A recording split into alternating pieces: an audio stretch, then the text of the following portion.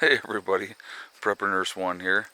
Today is still Monday, the 21st of September 2020. And you can see poor Max is just having a rough time of it. It's just, life is so hard for him. There's Mr. Buddy. But just watching him stretched out in the sunlight, that's pretty funny. We have Mrs. Soxy right there. Alright, so I wanted to talk about, oh, and then I didn't even see him, he's right here, Mr. Lucy. So I only got 4 of them around me at the moment. Imagine that. um, so anyway, I wanted to talk to you guys today. I think this is important about staying the course, staying focused. So what do I mean by that? There are a tremendous amount of distractions going on right now, all over the world, all over the country, and they're being done on purpose to not let you focus on the important things. We never know what is going to happen. I talked about this a little bit last night. You need to be prepared for whatever part of the country that you live in, for the things that normally happen in that part of the country. I'm not going to prepare up here for flooding because we don't get flooding up here. I've been in New York my whole life. I mean, the Genesee River maybe a couple of times, but nothing major where there's all kinds of water, everything's underground. And I live up in the hills on top of everything else. So the chances of flooding happening up here, now in the valley, down below, absolutely. Every spring there's a field down in that valley that floods every year. But they know that it does, and it brings in the good silt and stuff like that in from washing down off of the hills. And there's Miss Molly coming. Yes, I see you. But anyway, so you need to be preparing appropriately for what area of the country you live in and what emergencies that may befall you. Like I said, again, we never know what is going to happen.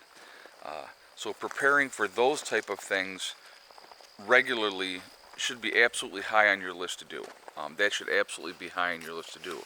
But then again, at the same time, you should be preparing for the unexpected. Civil unrest, the collapse of the dollar, a pandemic, whatever, if how legitimate that is or not,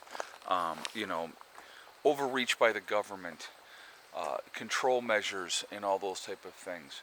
All those things need to be prepared for. I honestly believe with everything that is going on, economically, especially if we're going to end up experiencing some form of a second lockdown, I think we're in big trouble. Big trouble. I think we're already in big trouble, but I think that would just make things absolutely worse. I see very hard times moving forward. So what I want to encourage all of you is to stay the course, continue to get ready, continue to prep.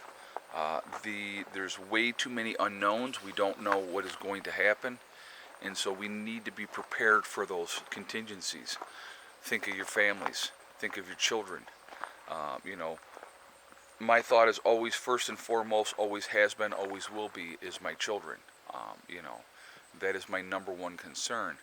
And that never changes. So, everything that I do revolves around them. And, if a situation arises, they get home and they're going to be safe. With having Mom and Becky here now, it's a really good thing. And so, see, like now with the chickens, that one area is straight up in the sun and the other is all shaded. So you got some of them enjoying the shade, you got some of them enjoying the sunshine. But the cool thing is with the windows in front like that, and that's why I put those windows there in front, that sunshine goes right into the chicken coop itself, so that helps to warm things up that way as well. But you can see they're all out there just chilling and relaxing and enjoying that weather. So, but anyway, again, I know I go off on tangents. But, because somebody was telling me, well, they're not getting enough sunlight in the coop, and that's why they're not laying. Well, they get plenty of sunlight in the coop.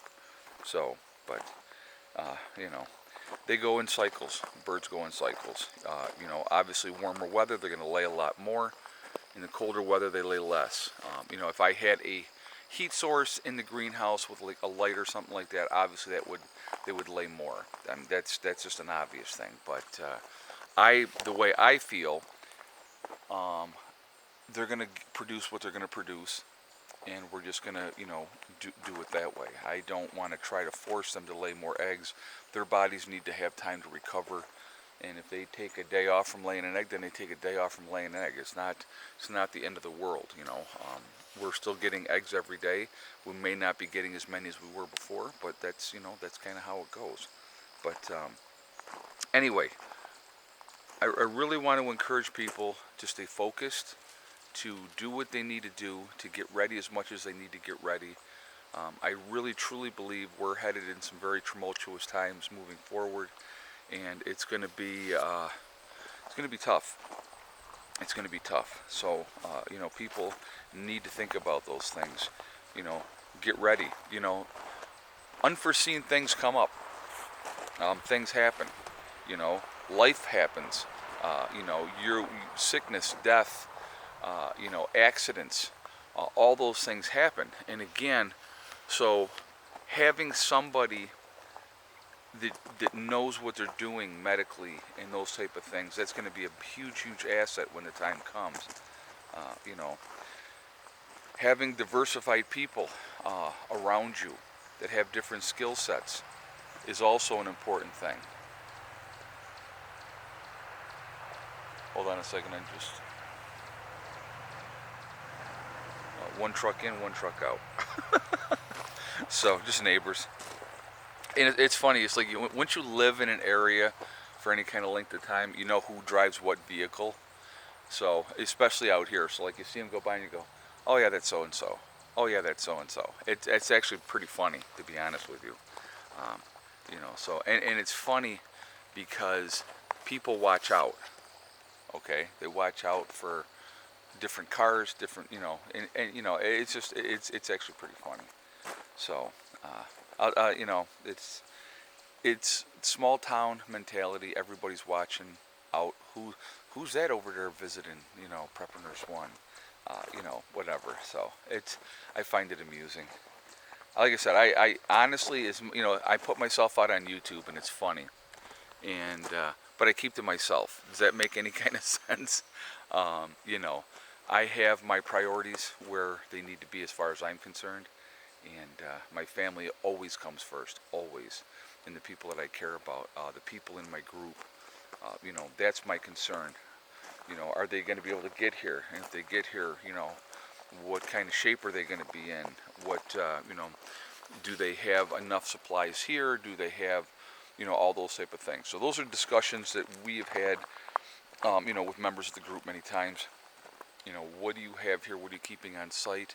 And are you going to be able to bring things when that time comes? Are you going to be able to drive when that time comes? I mean, there's so many unknowns with all of that it makes things very interesting. That is for sure. And so again, preparation. We just need to stay focused, stay on track, continue to prep, continue to get ready. Again, there is no knowing what is going to happen. So, you know, you go day by day, you do what you have to do, you know, you get your priority list out there, you work on that list, you figure out what is at the top of your list, like basically with Mom and Beck's place, okay? The top of that list, and I don't know if you're going to be able to see it or not, but there is smoke. I can see the heat coming off of the chimney from their wood stove.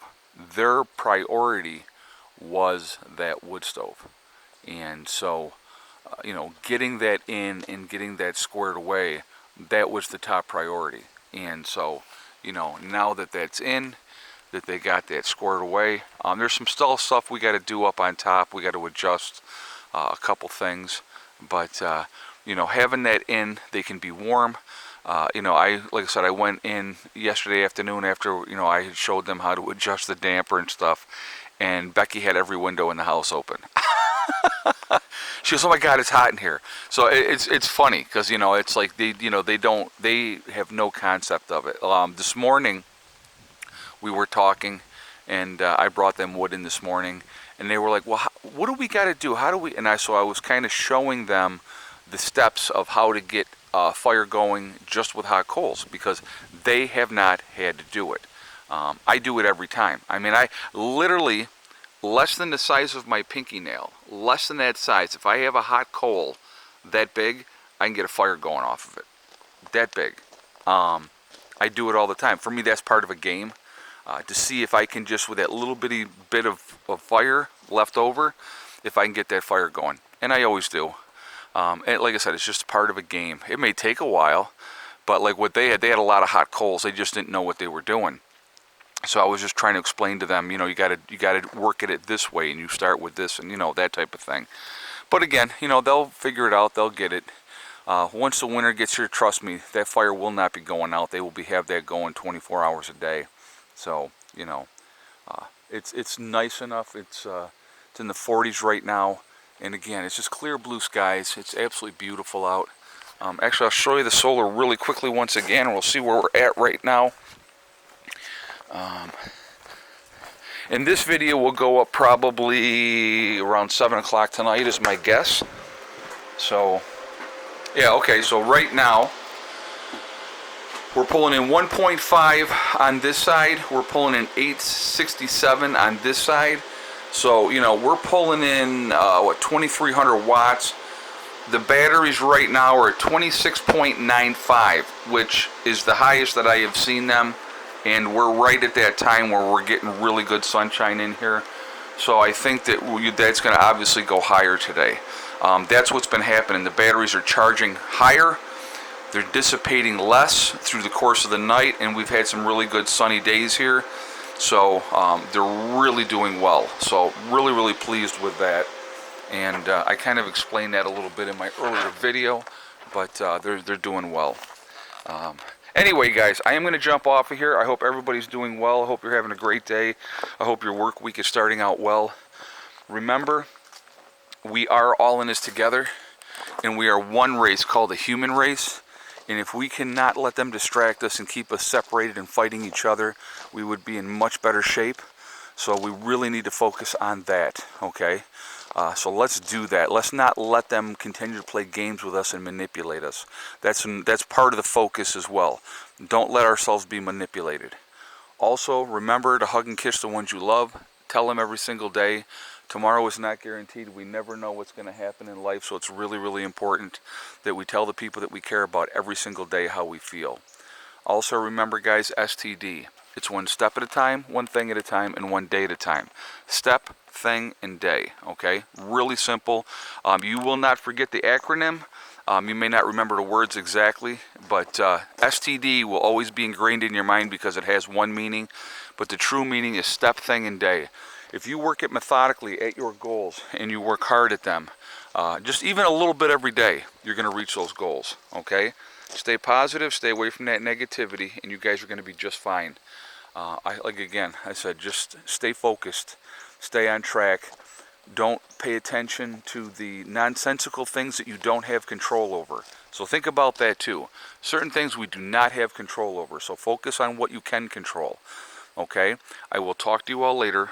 Prepper Nurse 1, out for now.